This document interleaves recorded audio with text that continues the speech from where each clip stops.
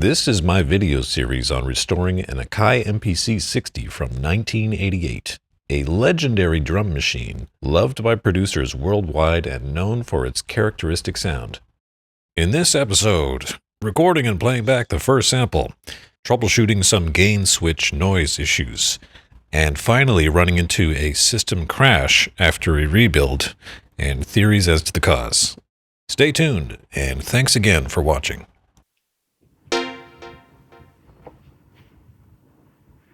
Okay, playback. Got it. Yep. Good. I've got a green screen of death here, and I just lifted the shell of the machine a bit, and that obviously caused some, you can see that flexing, and that did not go over well. So, lesson learned. I need to be careful. This thing needs not to be moved. Whoops. Oh well. Since I lifted this, now this thing is back to not starting. So I think something's come loose again, and it's probably the system board. So, whoops. All right, I've poked at things a little bit. Let's see. Yeah, there we go. Okay, this thing is still a little bit finicky, but anyways, have to be careful with that. So there's a gain switch on the back here. This thing was really crackly and dusty and noisy, so that is going to need some contact cleaner. Absolutely. And then I think the same thing for this echo level, anything that moves here that's electrically contact related, the inputs can probably all use some contact cleaner. So listen to this. Just try to move it. You see that crackle there? So this is a great candidate for contact cleaner. So I'm going to get in there with that. And then same thing with these level knobs. There's our gain.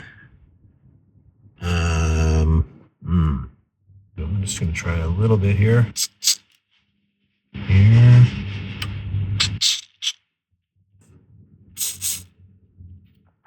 Give it a little exercise. Huge improvement. No more crackle. Cleaned right up. All right. Rough plan is to start putting this machine back together.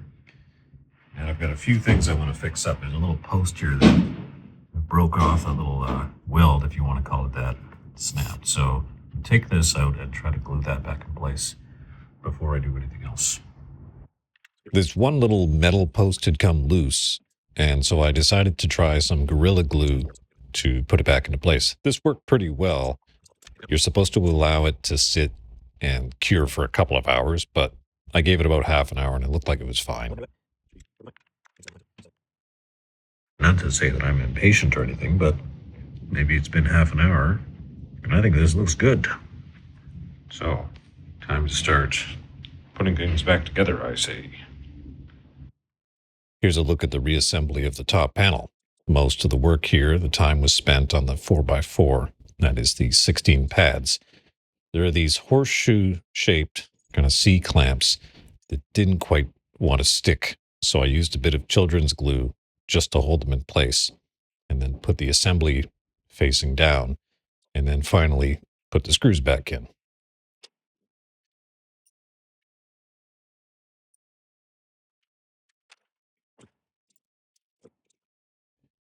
Putting the main button board back in place was fairly straightforward.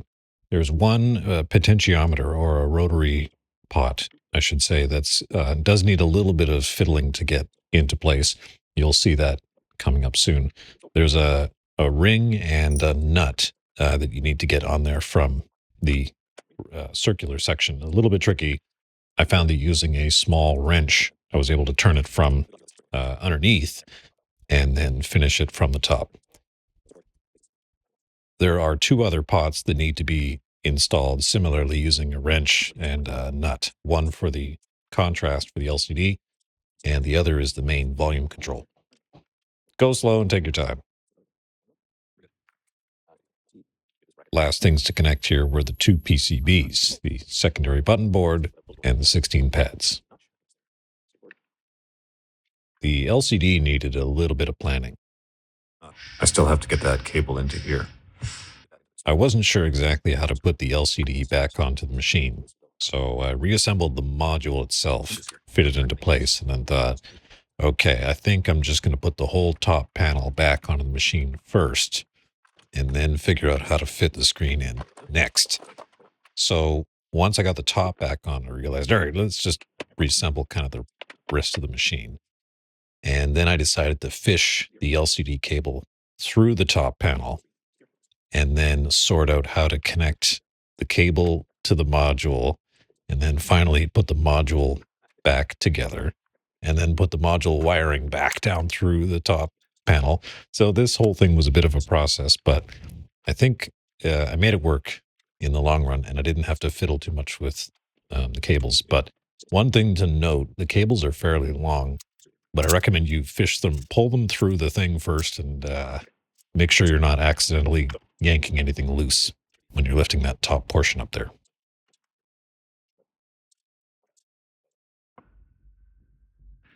All right, it's come down to this. I have, over the course of the last month, maybe 6 weeks, fully taken apart this machine. Let's see if this thing wants to boot. Here we go. Wish me luck.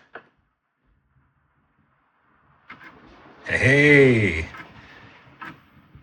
Oh, I need contrast. Hopefully.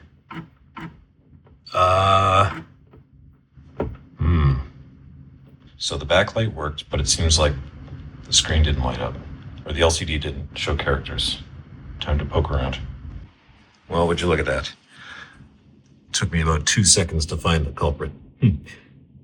See, this is why we clip things in. Also, I might have made a dumb mistake and had that little thing backwards. Which, yeah, this is why you double check your connections. Yeah, there, you see there's a little line there. And the line means that's where the clip goes. So by clip, I mean this thing, this tab. So I had this backwards, and it didn't clip in. So that was my mistake. So yeah, take your time when you're reconnecting these things. Make sure you get them the right way. Admittedly, he wasn't paying attention. So that should go on there, and then carefully. Now it's clipped into place. I have fully disassembled and cleaned this machine and done all sorts of things. I hopefully have already documented and explained this very well. Have not fully put everything back together just yet. Some of this is just for show. The LCD is taped into place because I haven't got the screws in, just in case. Here is the original LCD module for comparison. It is an absolute disaster. The metal here has rusted, presumably from years of being exposed to moisture, a damp basement, who knows? So I was able to just find a new one, swap it in. I'm gonna power this up, and it should work. And see if we can get something here. There we go. That's what I like to see. I am very happy to say I've got this machine working. It's been, I don't want to say a slog, but it's taken some time. This is one of those, you work on something, take a big project and split it up into small tasks. So how do you climb a mountain? One step at a time. How do you build a house? One brick at a time. So every day you get that little bit of success, that reward. It's all psychology. Every day I get to check off the list. Okay, I completed a task today. And some days I'd take off. Some days I'd be like, no, I'm good. I'm busy. I got other stuff going on. So, here we are. Oh, let's see if we can get this to crash. I ran into this problem when I was trying to connect this thing a while ago, testing sound recording, sample recording. And I lifted the corner of this, and it caused the machine to torque a bit. I think there's either kind of connections loose, or there's a cold solder joint somewhere. Something kind of shocked the CPU. It got a bad instruction, and then it went and then crashed with an error message. So let's just see if it'll do it here. Ideally not, but I mean, the fact that it did it once means something probably isn't right. Okay, so far it looks like it's good. I don't want to really push it, but oh, I think it has crashed. It just didn't say it. Yeah, see, it's gone non-responsive. Okay, since I've gotten it to do this, I bet you now if I turn it on, it's going to fail. It won't start. So this is where I need to do some work. We're going to turn it off, turn it back on, and I bet you now it won't work. Okay, we got the light, but it's not booting. See? So the floppy disk hasn't continued, and this is this. So I think I know what's going on. So this is almost certainly this board here. There's just something a little bit loose. So this is the CPU 1, 2, 3, 4. And I bet you just poking that will kind of fix things. Let's see. Yeah, there you go. See? Now it's booting again. So I need to poke around there a little bit. It might be that I just need to pull those EEPROMs and reseat them because they've been sitting in there for 30 some odd years. Let's see if I can. We'll do one more time. Yeah, there it goes. See that? Okay. I'm going to zoom in on that. System error. And then it's lost the thing, but basically it caught the crash and it said, okay, 0909H, so that's 9 hexadecimal. That's the failure. And so I can tighten screws, poke around. I will get to the bottom of that ideally, but yeah, in the meantime, just need to be careful. Let's try that again.